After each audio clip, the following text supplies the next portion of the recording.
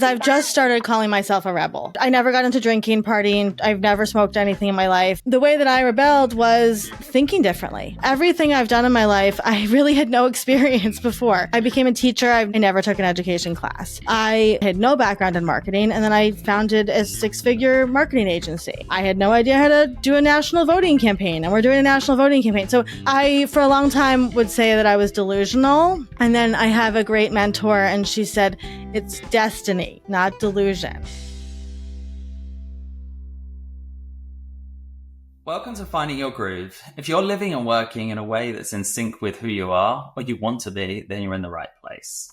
Each episode, we swap stories with guests who have found out that the traditional path isn't set up for people like us. The podcast was created to help listeners like you feel less alone on this journey. Through stories and being in community with each other, we can avoid burnout and inspire each other to keep going. Our guest today is someone I've admired and followed for years, Olivia Dreizen Howell. Together with her sister Jenny, she launched Fresh Starts Registry, the first platform that offers both expert guidance and essential home items for people seeking a fresh start. Olivia also co-hosts a Fresh Story podcast where she shares stories of resilience and growth. She also has a book that includes over 250 scripts of what to say when you're having a hard conversation. Her background in marketing and communications has enabled her to lead campaigns for major brands, all while founding her own company, Marchline Media. In today's episode, Olivia opens up about navigating life transitions, advocating for single parents, and empowering women to embrace new beginnings. A few months ago, after being asked a question on her Instagram channel about voting, Olivia decided to co-create the Vote Without Fear platform just ahead of the election season in the United States. Olivia's work, which is featured in Forbes, The Wall Street Journal, and beyond, continues to support those seeking new beginnings. I am so excited for this episode. Olivia, I would love to know, what did you bring today for Show and Tell? This is a great question, Taylor. I was so excited about this. And I was going to bring a picture I have of myself signing my divorce papers up in my bedroom. And then my sister was like, you cannot bring a photo to Show and Tell. That's so stupid. So I brought my grandfather, who passed away when I was 18. He was a poker player, and I keep one of his poker chips with me. And so I have that up in my bedroom. And so I brought his blue poker chip, and it's faded away from his plane. And so it's my lucky charm. So I brought that today. Oh my goodness. Can I ask, what about your grandfather do you love carrying with you? Like, what are the pieces of him? Oh, Josh, I'm like 1 second of the podcast and you make me cry. So he was actually the one that gave me my name, Yenta. So he used to call me the Yenta from Gazenta since I was little. He was a family practice doctor in Long Island, where we are, and people adored him. He was a big, big personality. Like when you think of like Jewish movie doctor, that was him. And so I was the first grandchild. So he was pretty young when I was born. I got a beautiful 18 years with him before he passed away. And, we were very, very, very close. Probably, we talked about everything, I always say. And he just had a way with people that his connections, like that's where I get my genetic way of connecting my Yenta-isms. So, he is the one to thank. Pop-Up is the one to thank for my digital Yenta branding.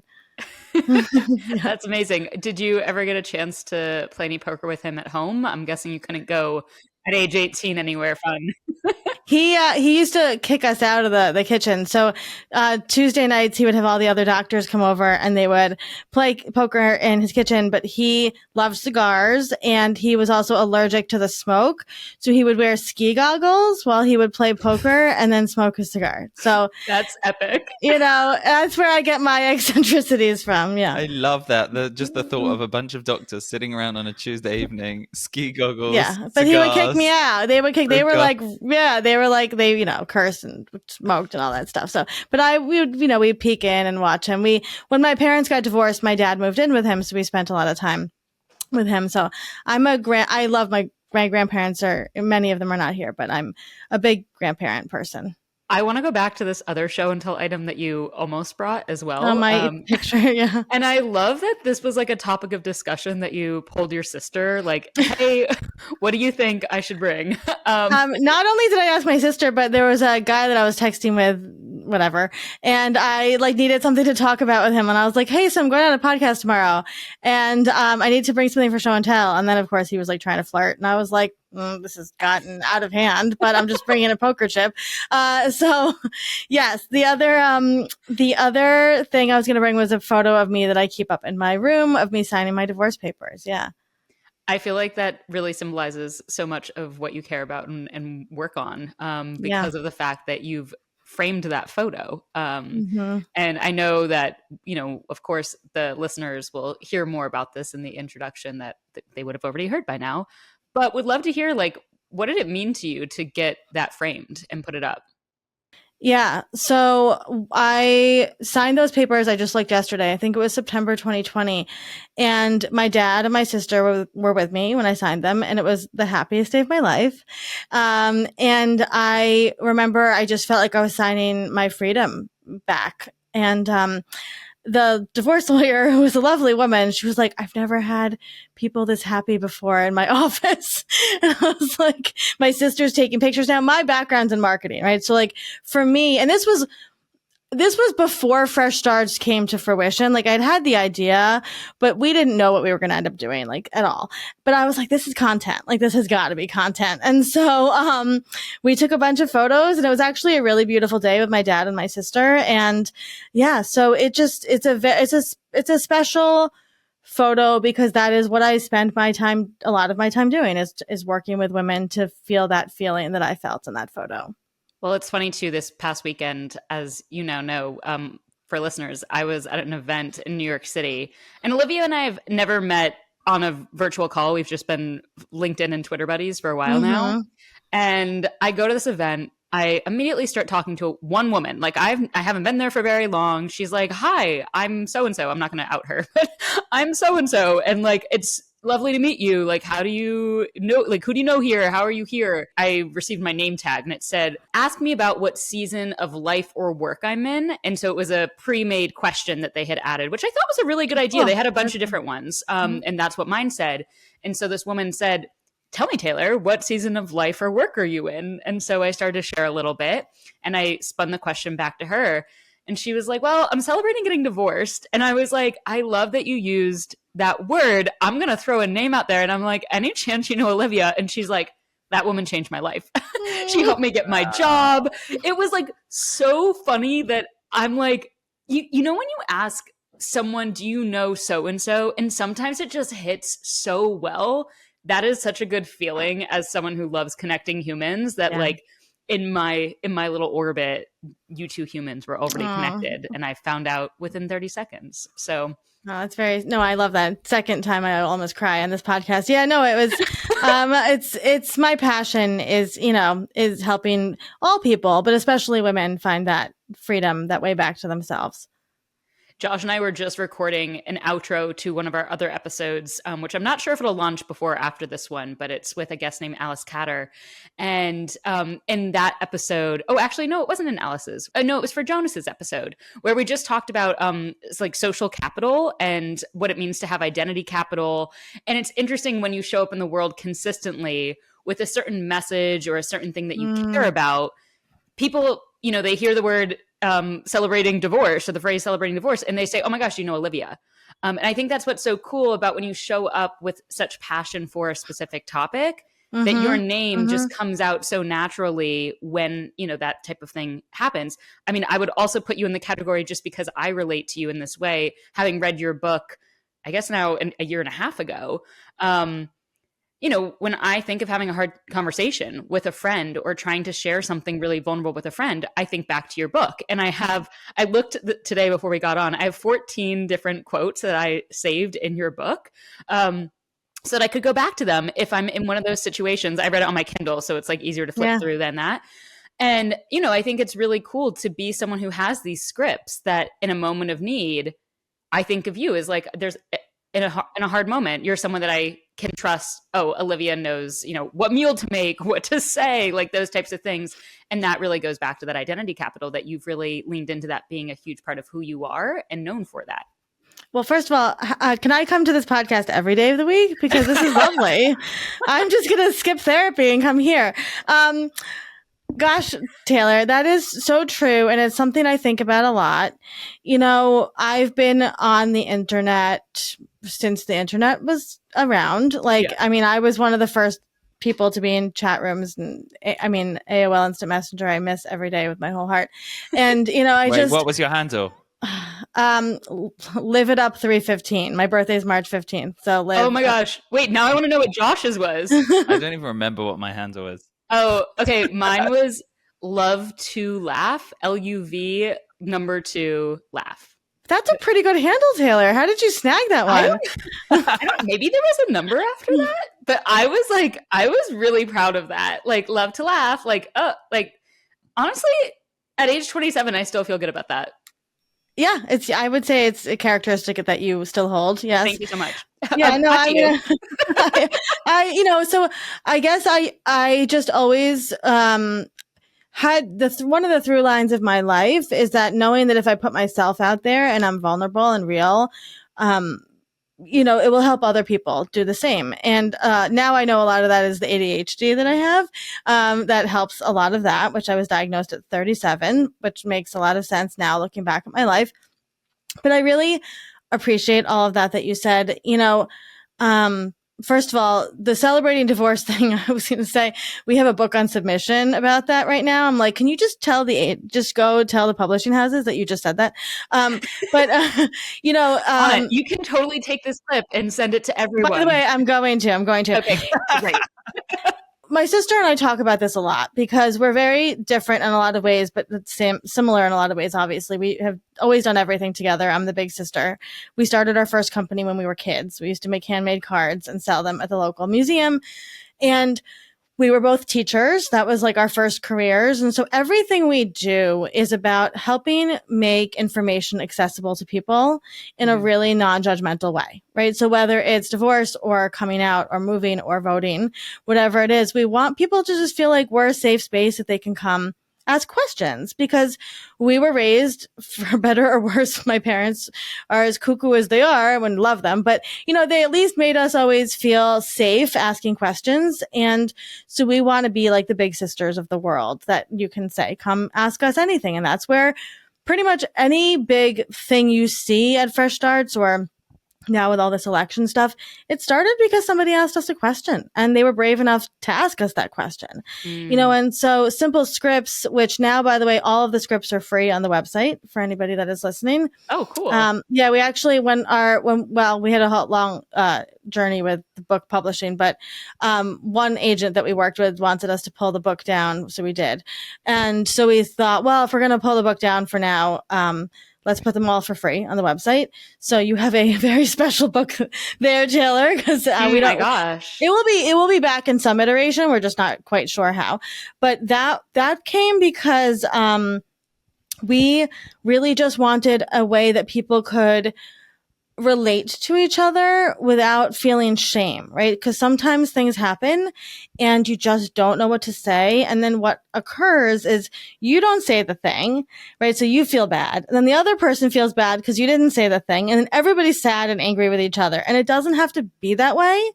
And so something that I'm very passionate about is having those hard conversations, having the provocative, topics, right? So for anybody listening, the book is called Simple Scripts to Support Your People.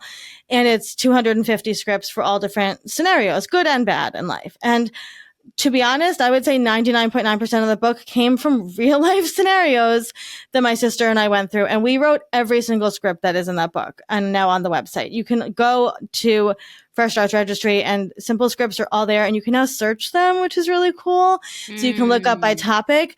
But we put topics in there that are real life issues. I tell this story a lot, but literally as I was writing the book, sitting here where I'm sitting today, I got an email from one of my good friends that her infant died. And I was like, oh my God, I don't know what to say. And if I don't know what to say, then how is anybody else? And so I actually reached out to my best friend who unfortunately her son had died. And I said, what do I say to this other friend? And she helped me write a script. And now that script is in the book and it's on the website. Right. And so these were all real life scenarios, but I'm I'm very proud of the person I am in the world, whether it's the internet or whether it's the real world, with people talking about you, because my mission here is to make people feel safe and loved and welcomed, and that they can have a seat at my table. Wow. I am scrolling through some of the scenarios that I had bookmarked, and it's so interesting to think about what was going through my mind in that moment too when I was reading these and which ones felt relevant. I'll just read a couple of the scenarios out that I had bookmarked. One was when a friend is experiencing burnout but won't rest. Another one is a friend that you haven't heard from in a while, which I just think is like the sweetest. Like that one I just love because it's kind, I'm thinking of you, but there's nothing about it that adds pressure to it. And there's something really sweet about that. And I think that sometimes in reach outs, a thing that can stop me is feeling like, am I putting more on this person by reaching out? And I think your book really unlocked that for me, that I can actually just have my words be enough. Mm-hmm. And let that person know I care about them and I'm thinking of them, and not have to do that anymore. I also think I got this from you, and now I'm wondering, so I'll just ask you live. In that book, isn't there like a menu of options that you can give someone when they're in a time of need? Okay, I was literally talking about this with someone the other day, and I was trying to think, I'm like, I think the origin of it is from that book, but the idea of like someone's having a tough time, and I think I've experienced this. I've had a journey with grief, and I think that in that I've noticed that sometimes I need very different things. And the way a friend reaches out and says like, "Oh, let me know if you need anything," which sounds super sweet in theory, but then it's also like not very helpful because it's hard to know what to ask someone and whatnot. Well, that's the whole thing. That's the whole thing. So I think what you're alluding to is our VAS method, which is validate, acknowledge, support, and express. So we actually have a workbook too that eventually will be published. And so what that means is that that's how we built every single script, with this method. You validate someone, you acknowledge what they're going through, you support them in some way, and you express your feelings for them. And when I tell you, Taylor, every single word in that book we thought about, like literally every single word.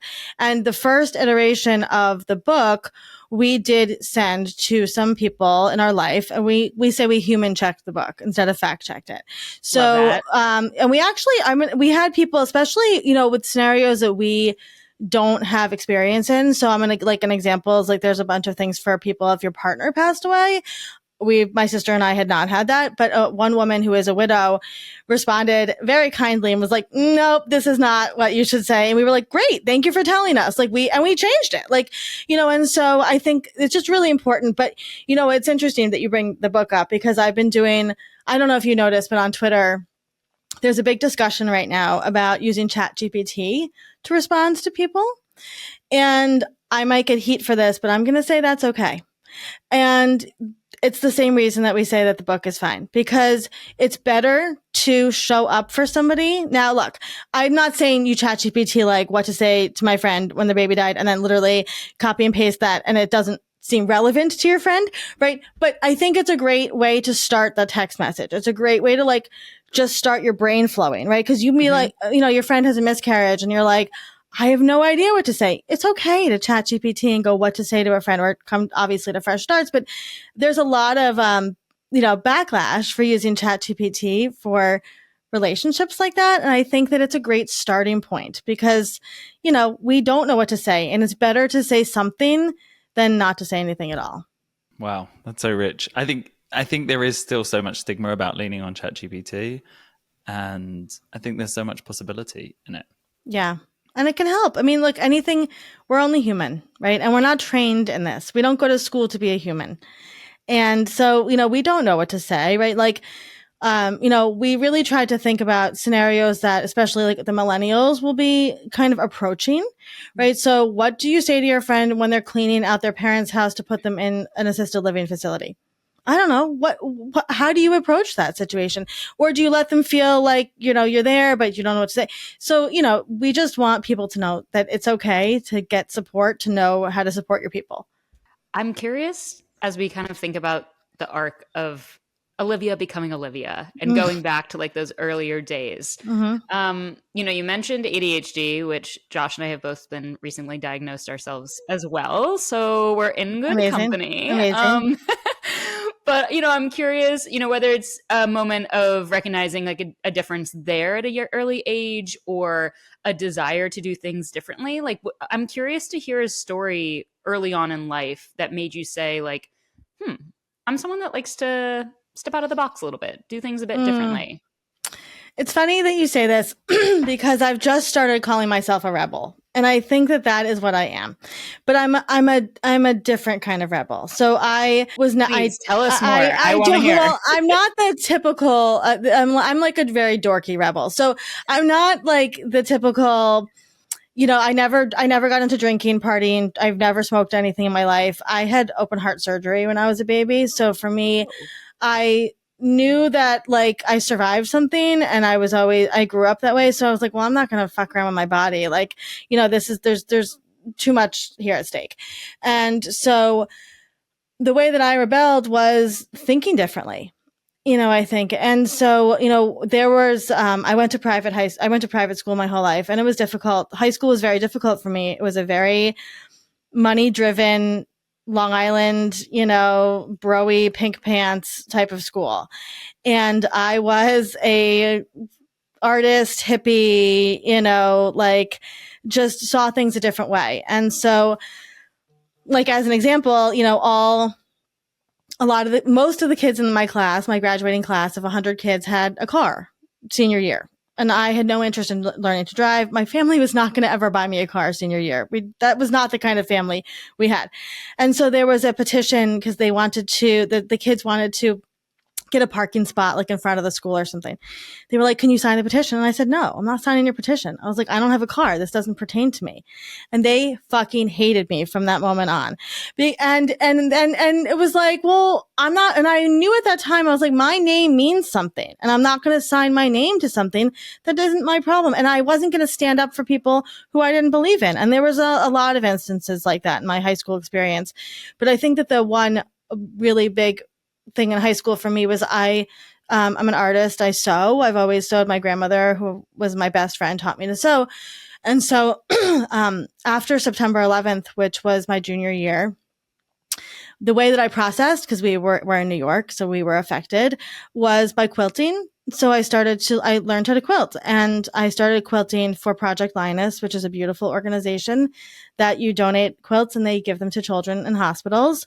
And I quilted hundreds and hundreds of quilts.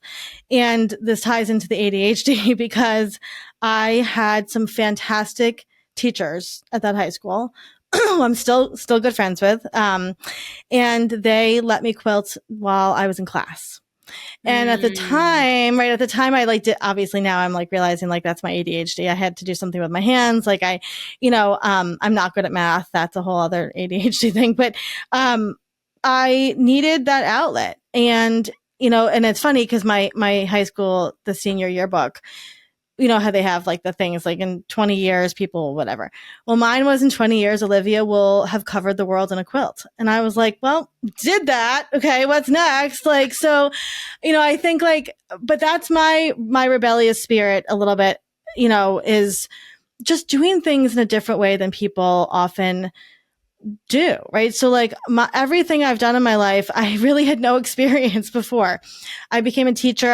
I never took an education class.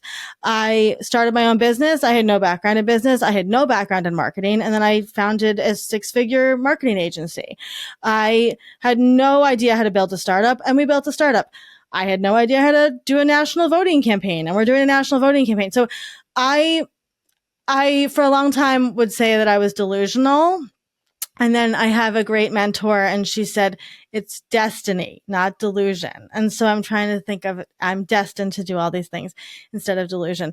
But I think, you know, it's been an interesting journey to watch myself and to feel the feelings inside when things come up of like, no, this is not the way it should be done. And I'm going to do this better. And I think that that's kind of been a lot of the work I've had in my life, whether it was teaching or starting a startup or parenting or getting my divorce or even my own personal journey. Like I deserve more. I deserve better the world deserves better, right? We can do this a different way.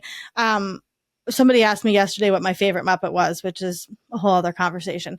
But I think that, I really relate to Kermit because that's him, right? It's like, come on, guys, like we're going to run around in circles and not know what we're doing for a while, but it's going to come together. And I promise it's going to be better than we left it. And I feel like a lot of my journey has been like Kermit. Wow, I have like the wildest small Kermit story. Earlier this year, I love concerts. I love live music. Mm-hmm. I went to a Tyler Childers concert recently. He's a country artist, and he's sort of like going through it. Like he's really changed his vibe. And when I bought tickets versus once I was at the concert, the vibe check, like it was very different. And I was like, oh, not what I was expecting. Also, some of his best songs are songs about his ex. And so he no longer sings them. And that's tough, when you're like, oh, I wanted to hear this song. But anyways, I'm at the concert in Madison Square Garden in New York City. And he starts singing a song. And who comes out to sing the rest of it with him? Kermit the Frog. I was like, what is actually happening at this concert right now? I love that. Like, there were several things that were bizarre about the concert to begin with. And then Kermit sang almost like 70% of the song on his own. And I'm like, A, crazy talent. B, like, what is he doing? Get him off the stage. Like, it was so bizarre. It was also one of Tyler's best songs. It was very funny. But I love that you're channeling your Kermit. And yeah, I have not thought about Kermit in like a really long time, except for this year because of my concert experience with him. I love Muppets. That's a whole other topic, but yeah. I'm a Muppet fan. Olivia, I've been thinking a lot as you're sharing of just how much people find challenging the status quo difficult. Mm-hmm. And like even hearing your confidence in high school to be like, I'm not signing that petition. I don't know. Like the status quo, especially in high school, has such a drive. Like it's like this, he's trying to stand up in this really strong river is just, it knocks you over. And but it sounds like, wow, you were like rooted. I appreciate that. I went through a lot in my early childhood, my parents' divorce, and I'm the oldest daughter, so I had a lot of responsibility. I think that there's a part of me that is led by revenge. And just being like, I can do this better and fuck you. I mean, I'm going to be honest. And so I think, I was bullied a lot in high school by a lot of guys who are not good people. I will say some of them are now on Fox News, but that's a whole other conversation. And so interesting. There's only tangents that are going to be unexplored in this conversation. Well, people can go research that one, but but that's literally the people that bullied me. And so, I think I just I appreciate that, Josh. And I think there's a part of me that just knows that I'm destined to do some really big things. And, I think I did, for better or worse. Like I said, my parents raised really confident children. And my grandparents had a huge part in raising us. And my grandmother basically thought that I hung the moon. Right. And so I couldn't do any wrong. And, she taught me, all of my grandparents, I will say, were people who challenged the norm. And I really learned from them. My grandmother wanted to be a doctor, and she ended up getting pregnant and getting married back in the 1950s. And so instead she became a biology teacher, and she got divorced and ended up, not marrying, but falling in love with the next door neighbor. And my maternal grandfather, he was a Marine who ended up starting his own law firm that literally he founded medical malpractice. Like that was what he did. And so I come from a long line of, I like to say now I've reframed it to activists and rebels a little bit. And that's just, I don't know, it's just like who I am. I really lean into my ancestors a lot and think about them a lot. And I've been doing a lot of work, reading about, women's history and women's right to vote and the suffrage movement. And so much of that movement and so much of history have just been people like even Martin Luther King Jr., right? Just standing where they shouldn't have. People didn't want them standing there, right? People didn't want them just being there. And I think about that a lot because, I'm vocal about politics and vocal about divorce and vocal about a lot of things. And I'm like, well, I don't know. My ancestors walked across a continent to get to America. I can use my Twitter platform to make change in the world, and so we're here for a reason. And if I can't make this world a better place, then what's the point of this all? Wow, there's so much in that. And I think I'll just it's cool to hear that in so many ways it's this ancestral gift to you, to be like this. And you're building Fresh Start, and not everyone has it, right? Yeah. And sometimes the status quo is not serving you at all, and it's suffocating you. But you this confidence, this gift to challenge. I'm curious if there's a story in your own life or where you might have to have built that muscle or seen that muscle being built for someone else. What happens when you need to break out of that status quo? How do we support ourselves in those moments when maybe we don't have that? That's a great question.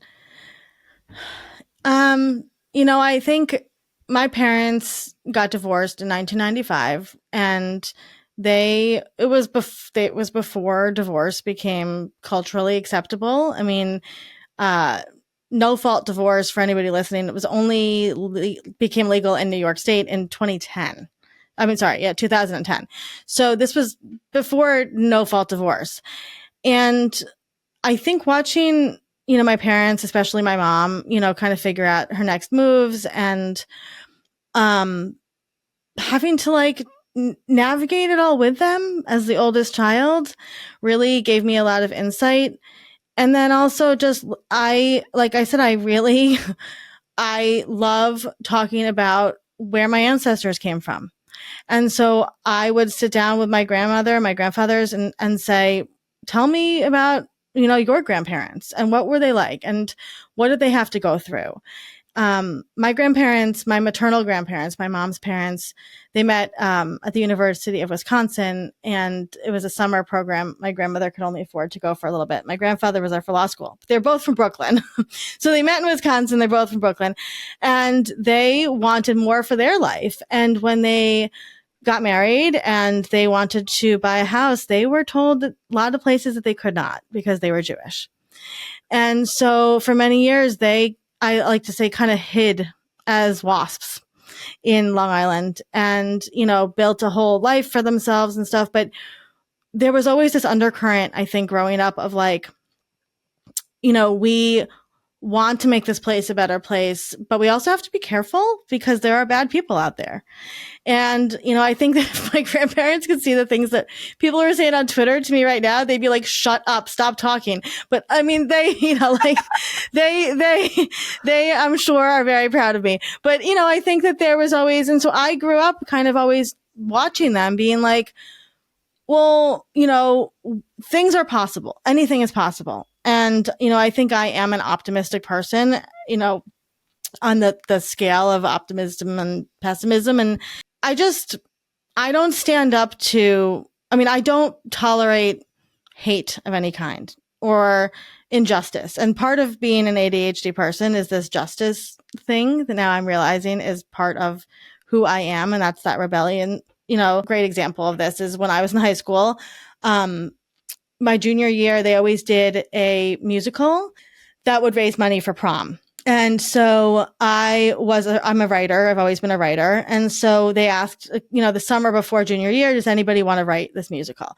So my friend Trevor, who has passed away, and he's one of my angels, and love Trevor.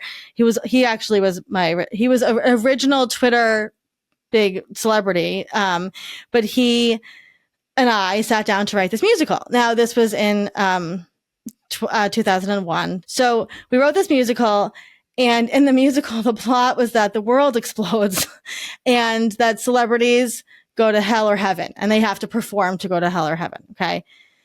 So it was a great show. It was fantastic. And we practiced, and then the World Trade Center happened. And we had people at my school who lost parents.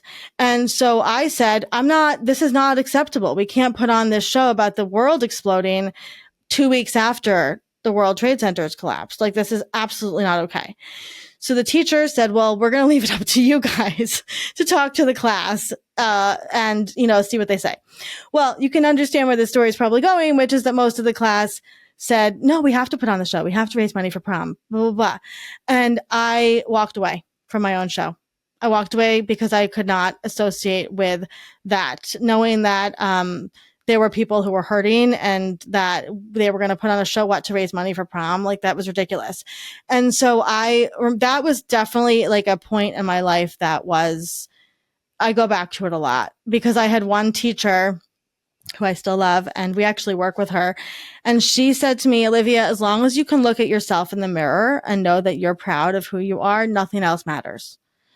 And I knew that I couldn't show up and, watch the show and be part of it. I didn't even have my name on it, because it was not in line with who I was. And so, that's a little bit of that rebel going back to that, but, yeah, it's hard, Josh. It's hard to be that person. And I took a lot of heat for it growing up. I will say college was much easier for me. I went to a very small liberal arts college. I found my people. It was wonderful. I had a boyfriend who I adored. It was a much, much different experience. But there's a part of me that definitely still is very affected by the people that I went to high school with, and that, felt like they were better because they had money or power. And now I will have all the money and power, and they will not. So what an arc. There you go. Done. Boom. I'm a startup founder, so I have zero money, but I do have the power, though. I think, Josh, your question reminds me of, I've been on podcasts before where people have asked me, like, Taylor, if there's someone who doesn't want to go up and chat with a stranger, like if they don't want to have a conversation with a stranger, what would you say to a person like that? And I'm like, well, like an introvert, what are we talking about? And they're like, yeah, like anyone that like doesn't want to go talk to a stranger. And I'm like, yeah, I don't know. I came out of the womb ready to talk to strangers. It's really hard for me to give advice on how to like take that first step, because I've never been in the position where that was like a thing that scared me. Mm-hmm. So it's kind of interesting too. Like, I think sometimes when you have something that is so ingrained into like years of experience of some sort, it's sometimes hard. Like, I have a hard time giving advice then to someone who is experiencing something where I'm like, I don't know, there's something about the way that I was raised and born that like helps me get there. And it's just part of who I am. So I mean, I think totally. Yeah. And I see that a lot now with like going viral. Like, I'm constantly going viral on social media and blah, blah, and people are jerks and assholes and whatever. I literally do not give a shit. I'm like, okay, whatever, say whatever you want. You don't know me. I don't care. My sister's like, she's constantly, are you okay? Are you okay? Like, did anybody, I'm like, I'm fine. I do not care. But I say this to people all the time. People are like, I want to go viral. I'm like, you don't. Because it's a shitstorm of people saying things to you. And if you haven't either been on the internet since the dawn of time or don't care what people are saying to you, it's going to deeply affect your entire soul. And like, not that there's not days that people, I mean, I've gotten death threats. I've had very weird stuff happen to me. People take my pictures and put it places, all sorts of crazy things, right? And sometimes it affects me in that it's like creepy and weird, right? But it's like, you don't know me. I'm not you wouldn't ever, not one person would come up to me and say these things to my face, right? And I know that. But it's like that same thing, Taylor. It's like, well, that's just ingrained in me. Like, it doesn't affect me in that way. It truly doesn't. And my sister's completely different, right? So it's like, it's hard to give advice, right? When it's like, yeah, sure, just, go viral. But then also people might say really mean things to you, and you're going to have to either not care or you're going to have to not want to go viral. So completely. We've mentioned this word rebel now several times. Yes. You said you've recently leaned into it. What was that moment, and what made you say, yeah, I think I'm a rebel? I think it's been all this voting stuff. So for anybody that doesn't know, I'll give you the long story short here. starting a national conversation about voting safety was not on my 2024 bingo card. I'm going to be honest. So we're recording this in October. We were supposed to spend the fall. We're producing 2 new podcasts coming out in next year. That was what I was going to be doing, along with just building our startup. And then on August 7th, which is a date that literally forever will have changed my world, I posted an Instagram story on my personal Instagram feed, which only has like 3,000 people. And I said, just a friendly reminder, you can vote for whoever you want and you don't have to tell anybody who you voted for. And I put my phone down, took a shower, whatever, cleaned the house, came back to a bunch of DMs, and there was a bunch of women asking me questions about voting. And I was like, some of the questions were like, can I vote? One was, can I vote across party lines in a presidential election? And I'm like, my immediate thought is like, yes, of course. And then I was like, wait, like, let me double check that before I respond to this person. And then somebody else said, can my husband find out who I voted for? And again, before I responded, I was like, let me double check. So my sister and I work on Zoom, and I came to her and I'm like, I got these questions. I don't want to give an answer before I know exactly what the answer is. Let's do a little research. And this is exactly what happened with building Fresh Starts. I Googled, is there a divorce registry? There was not. That's how we built Fresh Starts. Same thing happened with Vote Without Fear. This seems to be the thing that happens in my life. I Googled, can my husband find out who I voted for? Literally nothing came up.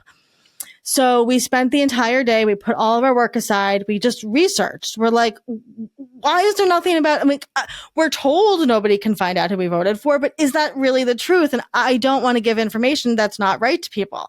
So we did what we always do again, which is just aggregate information. We made it simple and bite-sized, and we say we eliminated the overwhelm.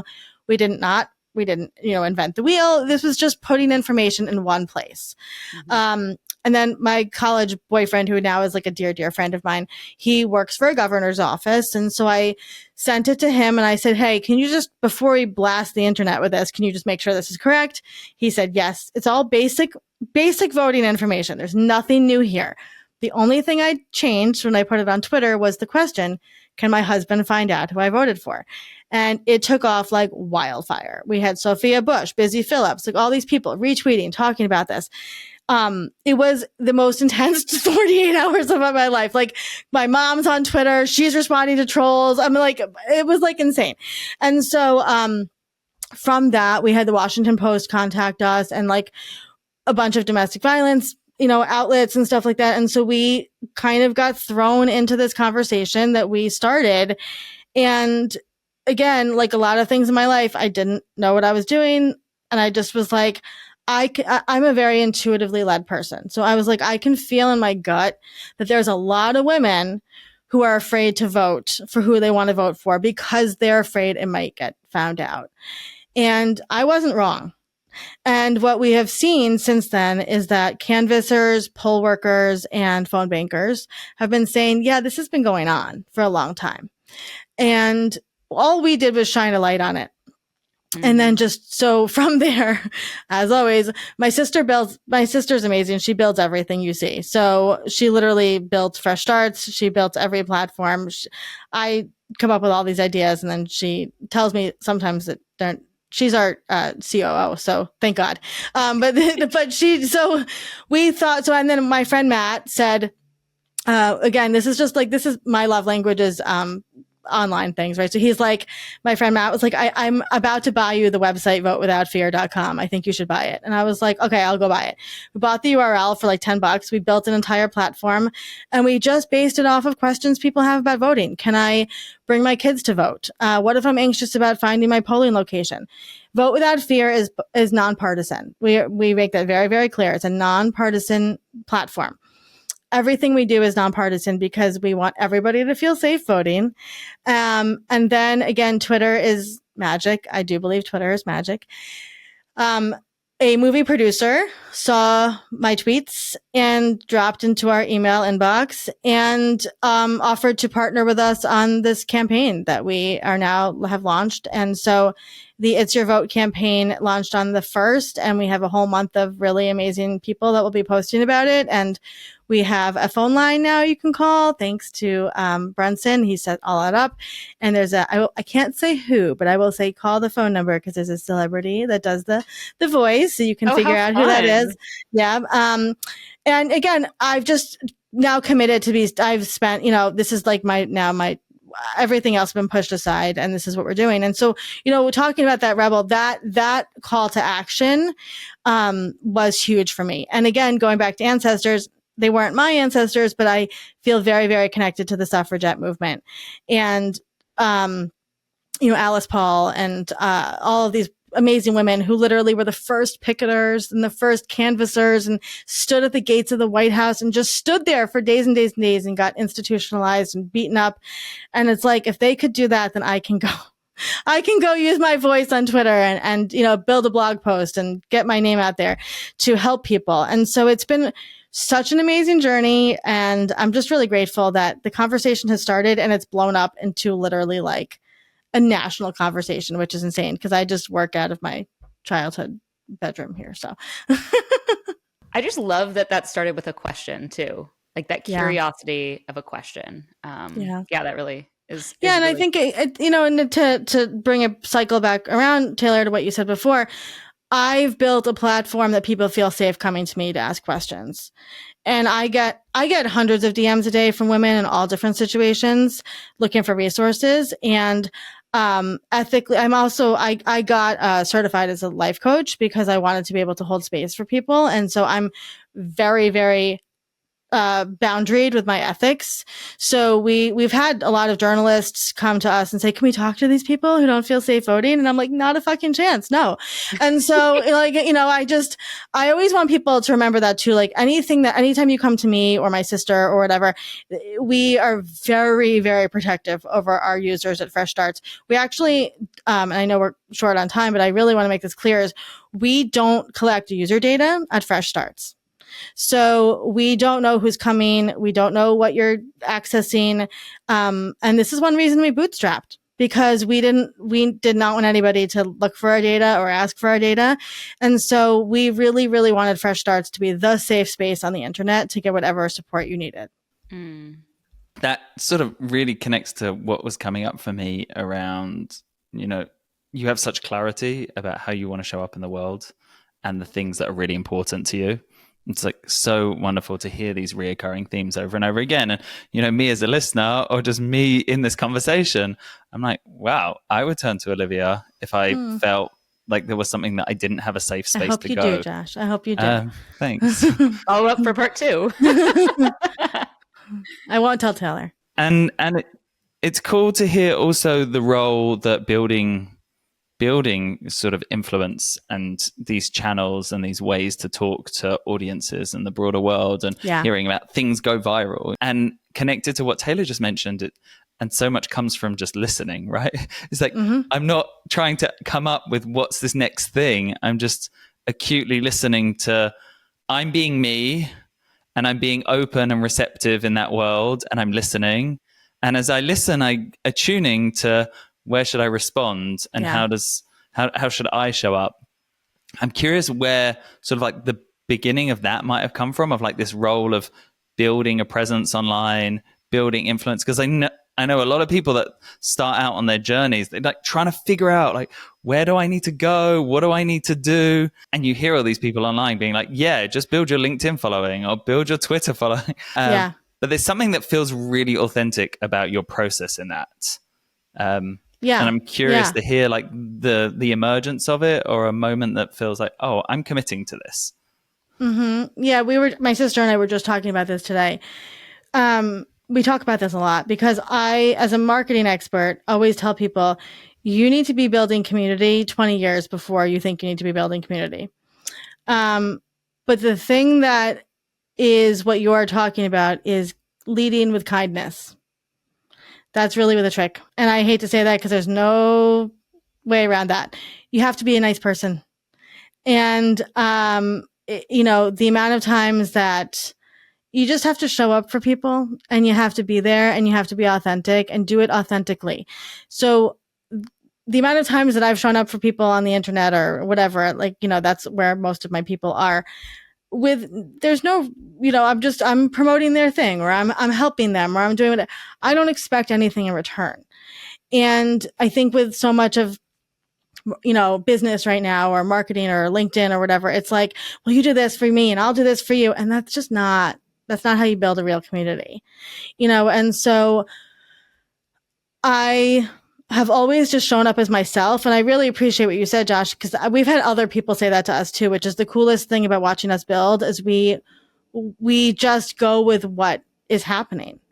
And, we weave. And I think that a lot of that comes from working with my sister. We have an incredible relationship that we've had to develop as, people that write books together and people that have, multiple businesses together. But we are incredibly intuitively led. So, if I come to her and say, we need to write this book. And I remember when I was like, I think we should write a book at like 1,000 simple scripts. And she's like, how about 200? I'm like, okay, we can do 200. But like, I think that a lot of it is listening, Josh. A lot of it is listening to what people need, right? So, we have a whole part of our website is how to build a divorce announcement. And we literally give people scripts, and we give them, different, we go through everything, right? Here's what you have to say, and here's what you have to do. We have scripts for how to tell your kid's teacher, how to tell your kid's friends' parents, right? All of these things, because that's what people needed. And so much of we joke a lot that we always say, we're the first two people to ever go into a bank and start a business. Cause every time we do anything, people are like, what? You're doing what? And we're like, we're not the first people to do this, but sometimes you are the first people to do that. And, so much of what we've done is really just to say well, we're flying the plane. We're, building the plane as we fly it. And that's okay. My sister always tells people we launched at 85%. And I think that other 15%, I think I got that math right, is listening, right? Is we're building because we think we know what people want, but we're listening too at the same time. And that's where the magic happens, is when you put that 85% that we believe with the 15% that other people are saying, this is actually something that really it needs to get out into the world. That's the magic. And also just having again, leading with kindness in all things I do. So you're never going to see me attack somebody on the internet. You're never going to, and also with Fresh Starts, it's not anti-men. It's not anti-marriage. We love. It's about moving forward. It's about the fresh start. Everything we do is that leading with your heart and being a heart-led leader. And that's something that's really hard for people if they can't show up authentically for themselves. And that's where a lot of that work is. I could not agree more about that 85 and 15%. That is so in line with how we've approached Groove and how I've approached other projects I've worked on.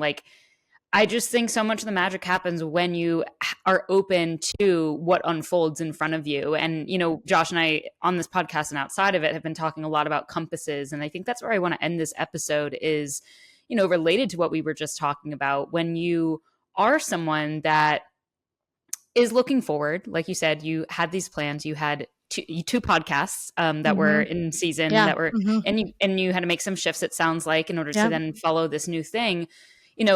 How far down the road do you have this mapped out, or what is it like to have a compass when you know that you're the kind of person who is listening and is curious about what might come up? Any tips for anyone who, says, hey, I have this great map of how the rest of my 2024 is going to go, or how the beginning of 2025 is going to go, and then it starts to unfold and everything changes? What would you share with someone like that? Oh, I love all of that question. A very long question. No, I love it. So I guess I'll use myself as an example with business. I know what I want for the business. I have really, really big plans for what we're going to do. And, I think we throw around the word manifestation a lot. And I think that there's a lot of definitions for manifestation. I think the number one thing is you need to kind of know what you want, right? But also are understand. Are you writing that down somewhere? Is it on a Post-it? Is it in a Notion doc? Where is that for you? I journal sometimes, but I think a lot of it is talking about it with other people. Yeah. And also I will say things to people and then my sister's like, you can't say that. For example, we have and had like different TV developers, right, talk to us, right? And so for a long time, that was something we were talking about. So I would go on a podcast and be like, and we have a TV show in development. And Jenny's like, we don't have a TV show in development. We're talking to TV developers, right? So, but I have... I love the dynamic between the two of you. I know, we're like a vaudeville act. And so much of that, Taylor, to answer your question, is just being brave enough to say it to somebody in your life, right? Like, yeah. You know, and like recently I've been telling people, no, one of our big plans is to have a streaming platform. Like I want to get into media is where my heart lies. When I was a kid, I wanted to be a movie director, and I still want to do that. My sister's a producer. And so we have a production company. But again, this is a great example. We have a name for a production company because I like the name. I'm a URL. I hoard URLs, right? So that's my thing. And so we have a production company named after my grandmother. And then out of the blue, one of my friends was like, hey, she's a screenwriter. She's like, hey, I'm pitching this to my agent. Can I put you as EP? And I was like, sure. But like, that's the thing is you have to have it like a plan and then also know like, you can also be flexible and like, there's also no rules. We always say that at Fresh Starts. There's literally no rules. We're making all this shit up. So like nobody can tell you what to do. You just have to be nice and you have to take care of yourself. That's really the bottom line. Everything else, make it up. Sure, you want to start a company. Sure, you want to make a movie, whatever it is. Like, but you have to be good to people and you also have to tell people because then if I say I want to start, write a book about whatever, and then, Taylor, you go out and you meet somebody and you're like, oh, I just talked to Olivia. She wants to write a book about this. Then who knows where that's going to go, right? So it's like, but it's using your voice is the hard part. Yeah, I read a stat recently that if you put out into the world a half-baked idea of, hey, I'm going to go and do this thing. This is a goal I have in mind. This is something on my heart right now. If you say it to one other person, the chances of you actually achieving it goes up 55 to 60%. And I went to an event in New York a few weeks ago. It was a small like unconference for creators and community builders. Okay. And it was really special. And at the start, I love when you go to an event too, and you're like, oh, like I'm walking there and I'm like, what the hell am I going to talk about? Like, I'm in my head, like, what is it that I want to get out of this? Why did I say yes to going to this thing? And anyways, I just said, you know what, I'm just going to be and like see what emerges. And throughout the couple of, few hours that we were there, by the end of it, I'm like saying in front of the entire group, I'm going to be a paid speaker and I'm going to book a paid speaking gig by the end of the year. And everyone's like, yeah, Taylor. And I'm like, I had no intentions of when I came into that was going to be a thing that I was going to put out into the world. But now, that was like 3-4 weeks ago, I have had several people reach out to me, checking in, like, have you made progress? I've had people reach out, hey, here's a speaking coach that I've worked with. Here's a speaking coach my friend has worked with. Here's something I'm trying and has helped me get a paid client. Like, it's so cool when a half-baked idea is in motion because now other people have it on their mind. Mm-hmm. And when you're specific in those goals, it makes such a difference too, as like an opportunity for someone to say, oh, wait, maybe this is something Taylor would enjoy. Because here's what it comes down to, and I'll end with this, is that ultimately people are good and they want to support you. Yes. And so when you're a good person and you put yourself out there authentically, people are really excited to support you. And that's the real thing of community, right? And we always say like community care is self-care. And so people really want to help people. They just often don't know how. And so, they probably were really excited to share all that with you because people really are good, right? When it comes down to it. And you need to put it out in the world because the universe needs to hear it and because you never know who's going to respond. Thank you so much. Yeah. Such a fabulous episode. Josh and I both can't be at the same time. It's like, it's so good. We just can't wait for each other to say something. But gosh, this was such a lovely episode. Oh, thank you. This was so fun. So fun. Thanks for coming on. And I'm already dreaming about how can we rush this before the election so everyone can hear all the juiciness you had in there for voting. Oh, thank you. I appreciate that. Hey, Josh. It's been about a week since we recorded that episode. I'm curious, what is still alive for you from that lovely, lovely episode? Hey, Taylor. Wow. That was a wonderful conversation. It's funny because I was thinking we recorded that in summer because it was so beautiful here. And I'm looking out my window as recording this now, and it's definitely fall. Like we're full North Virginia. And I didn't tell you this yet, but I went to the Yankees game last night. They're in the playoffs, and it was game one of playoffs. And so I spontaneously bought tickets with my brother, my boyfriend, and then one of our friends from growing up. And the real feel last night in Yankee Stadium in like the upper bowl where we got these seats was 36 degrees Fahrenheit. Like, what? It's cold now. Two days ago, we were in like shorts, t-shirts, like it was so wild. So I hear you. I feel like the season, we can't judge it right now. Like it could be totally different by the time we record the episode tomorrow. I know that is true. I have looked at the weather because on Wednesday, I'm moving out of my house into a hut in my garden. It's the festival of Sukkot.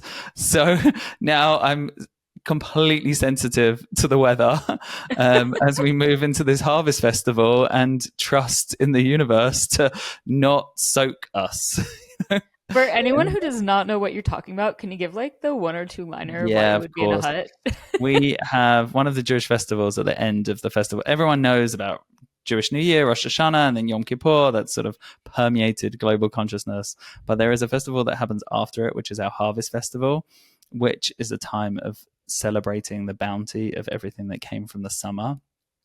And also knowing that it doesn't really come from us, right? That as much labor as we put in, which can often make us feel like we have real ownership over the things that we've done, also are gifts, and so much is given to us in the reality of that. So when you sow your tomatoes and your squashes and your kale, and that's the stuff that you survive on through the summer, and also the potatoes and the squashes that keep you going through the winter that you've now put into your barns.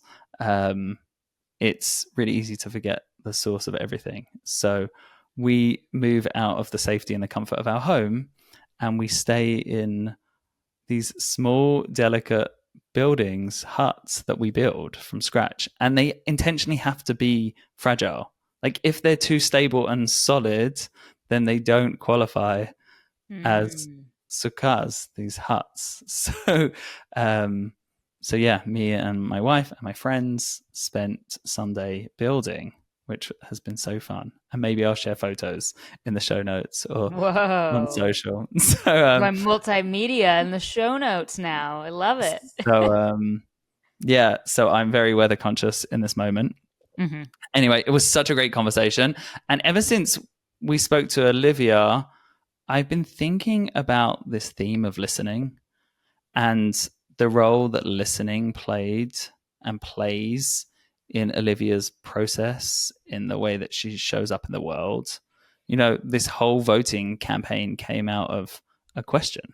Someone felt safe to reach out and ask her a question. And she was like, there's got to be more people asking this question.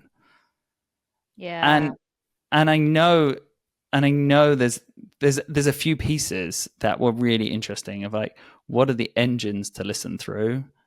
What are the spaces that she's created? You know, her social channels, which are about content creation, are really about listening, you know, and it's amazing to see that dynamic that she's created, which is like, oh, wow, here's now a space for me to listen. I can listen by sharing things and see how they resonate. Mm-hmm. And that's one beautiful way. And also the fact that people feel just safe to reach out to her. That this theme of creating a non-judgmental, open space for people, if you continue to live with such congruence and authenticity over time, does build real safety. Mm-hmm. And when you have that, the questions that people ask and the things that people say are things to really attune to that are deep in our human condition, you know? Mm-hmm.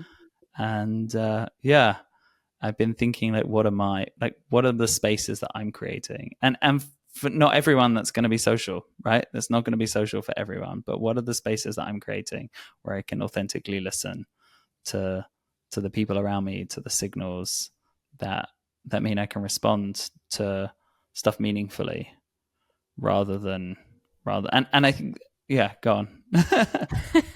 I was just going to say, I think what was cool about that part of it too was like, that she almost serves like half-baked ideas in some of her posts that people can then build on and make a full idea. So she's not like keeping like by her asking a question, by her putting maybe that box on an Instagram story of what's on people's minds today, like as someone who is a content creator, sometimes creating the ideas of what the heck you're going to write about next or fully forming an idea about something is like a hard part. And so when you create a practice and are the type of person that is able to have that, like, oh, I put out half-baked ideas, or I ask for help. I ask, what are people thinking about these days? What are their questions? And that then being that engine, it's a really cool framing. So, I feel like between the two of us, we have a lot of conversations with people who are trying to dial up how they show up on LinkedIn or Instagram or Twitter, or wherever it is that they're putting their energy right now. And I think that this is such a great lesson of like, you can also use it to ask questions and then let that be the thing that you make a lot of content from. When we started doing our like dialing up our LinkedIn content a few months ago, I did a post where I like reintroduced myself. And in that post, I asked, like, what questions do you have? And now I have like dozens of questions that I go back to when I go to write posts now. About random things that people think, oh, Taylor might have an interesting response to this, or this is something I'm wondering about. So I think that was a really solid insight from Olivia that like, this is something that you don't have to do just once. You can do it again and again. I haven't done it since I did it months ago in that same way. That's a really cool reflection. I think I just crossed 4,000 followers. So I'm like, maybe I should now. Oh my gosh. Reintroduce yourself. Yeah. Reintroduce myself. Yeah, so that's been what's going on in my mind. Where have you been meandering on the conversation since we spoke? The thing I can't get out of my head is this concept of legacy that came up.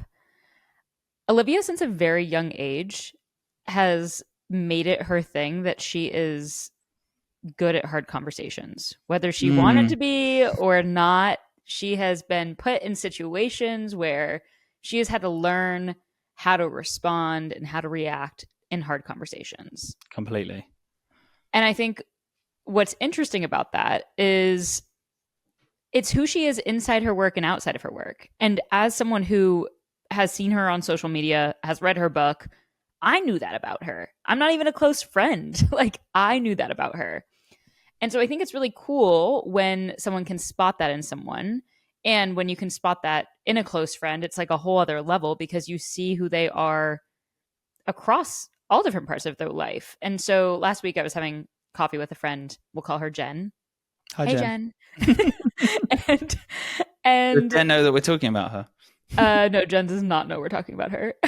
Thanks, Jen. Life learnings. Thank you so much for this life learning, Jen. Maybe I'll send this to the actual friend.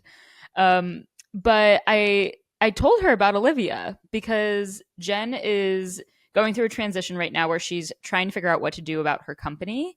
And she feels like she's really known as like Jen from this company and that her company has like really taken over her identity. A very normal reality for lots of people that build and run businesses. 100%. And she's been doing it for years and she's so passionate about it. It's so in line with the things that she loves in the world. And for a few different reasons, it's not serving her right now in this moment in the way that it used to. And she's trying to figure out what to do about it. And it was interesting because listening to her talk about it, I was like, as your friend, that's not what you're known for. Like, you're not known for this company. You're known for the way that you make people feel in the world, inside and outside of work. And you bring that to your company. And that's the magic that you bring everywhere you go. And I thought that was like such a interesting thing to hear a close friend going through that and not seeing that. And she was like, wait, really? You don't think I'm like, no? And I was like, well, I mean, yes, I think of your company when I think of you. But more than that, I think of you as a human who can do this really cool thing and you add really special magic into the world. And so, of course, when I was tying that back to Olivia, I think what Olivia did really well, too, is like the thing that Olivia is really good at and has vocalized that she's good at is a very broad thing that can take her through life. It's not something that is specific to this moment in her life. Yeah, I love that. And I think that's like so much of our work as adults is like revealing that uniqueness. I think that so much of our conversations and how we look at people in our own community of just like, wow, people are so much bigger than whatever they're doing. Yeah. And there are some really core pieces that just like drive everything, whatever part of life that they're living or engaging in. And like, what a gift as a friend that we get to hold that mirror up to someone and be like, dude, actually, this is what I think of you. And I think that's such a gift that we can give to people around us, and normalizing the fact that that thing that Jen is going through is super normal to be wondering about. And I think we even heard a little bit of that from Olivia on the pod, where she was a little bit like, whoa, I feel like you guys know a lot about me so quickly. And it's because you show up consistently as the kind of human who embraces these things. So that's what's rolling around in my head. Oh, I love that. It does make me think a lot about our community, because there's the diversity of people doing different things. You actually just meet people beyond their roles or their businesses. And I think so true. I think we need those things in our lives where we're not just going to meetups where everyone does the same as us, or having dinner parties where we're all in specific roles. Actually, when we surround ourselves and create context for deep human connection that transcends our roles, it can really help us from that attachment to those pieces of our identity that just are much more surface level than who we really are. I'm literally imagining like little values bubbling up to the surface. Like that is that's the visual I'm getting for this. Just need to live in inside out. Yeah, literally. With values, not emotions, or both. Everything. Or both. Hey. All of it. Anyway. So where can we find out more about Olivia?